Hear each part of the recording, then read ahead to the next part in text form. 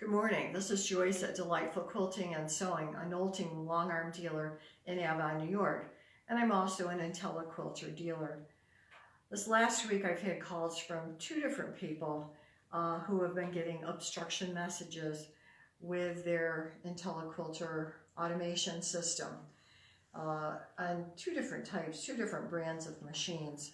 So regardless of the brand, you may get an obstruction detection message from time to time.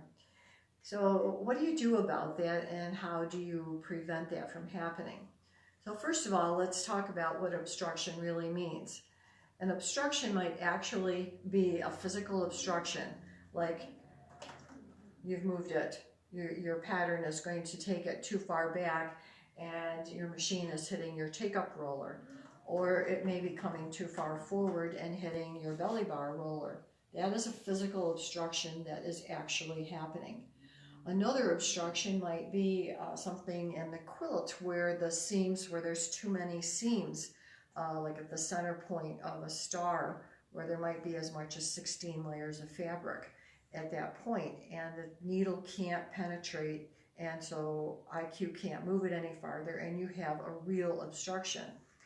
But then there are those elusive times when you get obstruction detection where you're wondering what is happening. Why did it happen? It's out in the middle of nowhere, it's not over a seam, and you don't know what is happening. Well, there could be a number of causes for that. Sometimes just a breath of fresh air might be enough to make that happen. But if you're constantly getting obstruction detected, you need to look carefully at your system and make sure that everything is installed correctly or has not gone out of adjustment. So I'm going to talk in this particular video about what the adjustment is. And in the case of the obstructions that I've been hearing about recently, it goes back kind of to the setup on that and to the adjustments that are made.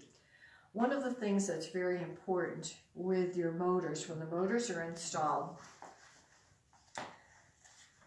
it's very important that these motors, wherever they are, there's one on the side of your machine and there's one that rolls along that's installed on the carriage, and either the front or the back of the carriage, and rolls along the frame in some way, so that you have the two directions, the X and the Y, right here on the carriage, on the machine on the carriage. Here, one of the important things about installation here is that the drive wheel, which is under here, if you look carefully under there, you're going to see the drive wheel in there, and you can see it turning in there.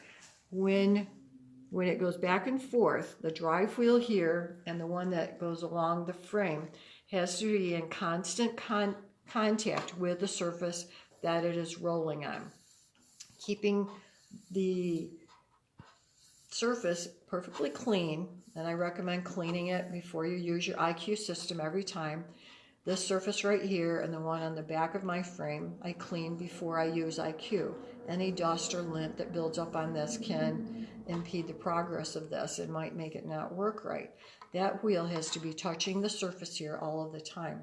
If it does not touch the surface here, or it does not touch the surface on the back where along the frame where it rolls, that means that it's not going to be moving. And the sensor wheel, which is the bigger wheel behind that, and maybe if you go over there and look down in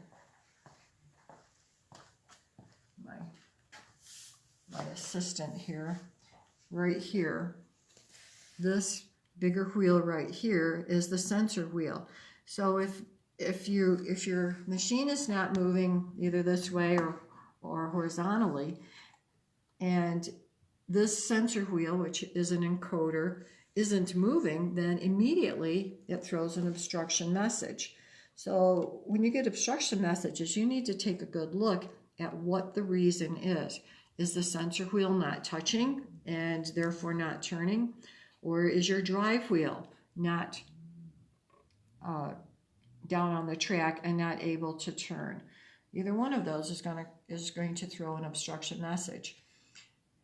When you are setting up your system, there are some adjustment screws here that if an installer installed this for you, you probably shouldn't touch. Those can be adjusted to make sure that the height of your drive wheel is correct, the correct distance from the surface that it's riding on. But the other thing that's important as well is to make sure that the drive wheel that's here is running absolutely on that surface and not cocked like my finger is there. You don't want it driving like this, because what will happen is over time that rubber cladding is going to just wear right off. So it has to be absolutely square with the surface that it's riding on.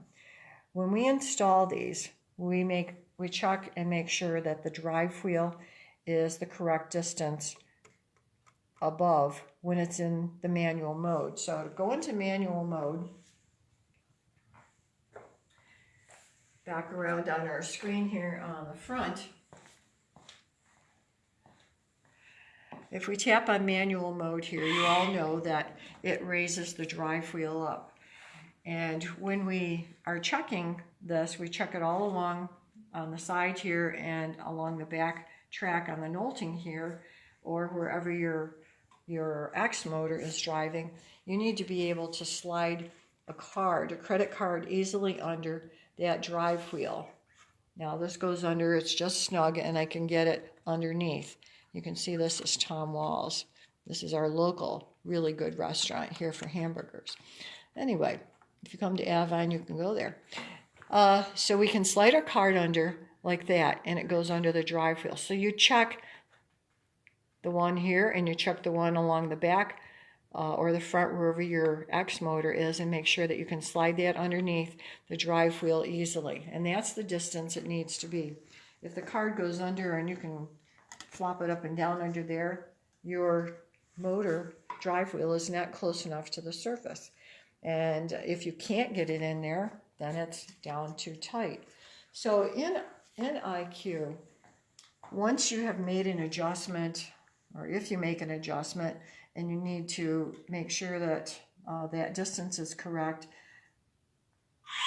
the next thing that you would do would be to go to Utilities and Configuration, Motor Control Setup Test. And there is an X motor auto setup and a Y motor auto setup in our IQ system. And you would position your machine somewhere in the middle like this, and then run it through both of those settings, and it will automatically set how firmly that drive wheel is going to press down onto that surface. It's called the auto motor engagement strength.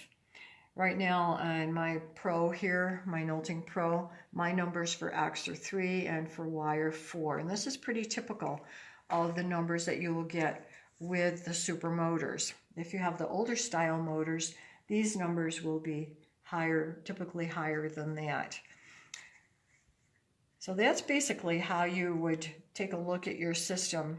If you're continuously getting obstruction detected, take a good look at your setup and make sure that your motor drive wheels are the right distance from the surface that they're riding on. It's very, very important.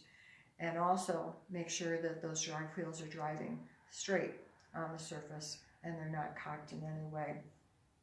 So that's our little tip for today about checking, especially for getting obstructions. We'll be back again in another week with some more tips on IQ. I know that people were wondering how we clean our drive wheels, and we'll cover that in another session. So that's it for today for IQ. Have a great day, and we'll see you next time.